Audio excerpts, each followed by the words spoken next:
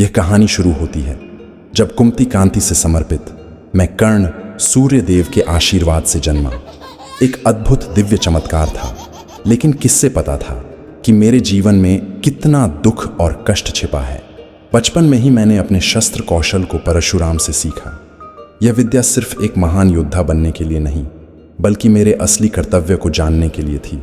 दुर्योधन ने युद्ध कौशल में मुझे पहली बार अपनी मित्रता का हाथ बढ़ाया। उसने मुझे सच्चा सम्मान दिया जो कौरवों और पांडवों में कोई नहीं दे पाया था। वह एक मित्र नहीं, बल्कि मेरी आस्थाएं बन गया। मुझे अंग देश का राजा बना दिया गया। लेकिन क्या मैं वास्तव में कौरवों का पक्ष लेने के लायक था? यह सवाल हमेशा मेरे दिल में था। मैंने दुर्योधन से दोस्ती की, लेकिन क्या मैंने उसकी ओर दृष्टि से कभी खुद को देखा था?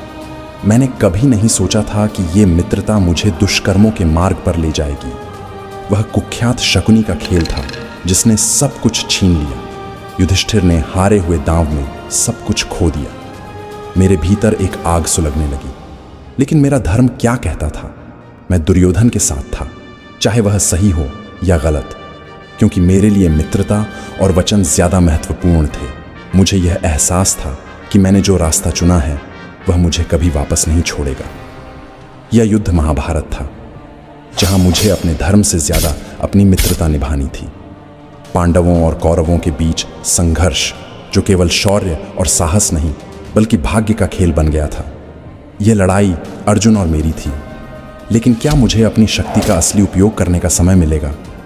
हर युद्ध में एक समय आता है जब भाग्य का हाथ हमारे हाथों से निकल जाता है। यह अंत था मेरे संघर्ष का। मेरे साथ जो हुआ वह मेरी अस्मिता और संघर्ष का परिणाम था। मैंने अपने जीवन में जो कुछ किया उसका मूल्य वही था जो मुझे अंततः मिला। मेरे अंतिम शब्द थे, मुझे केवल वही चाहिए था जो मेरे कर्मों का फल हो।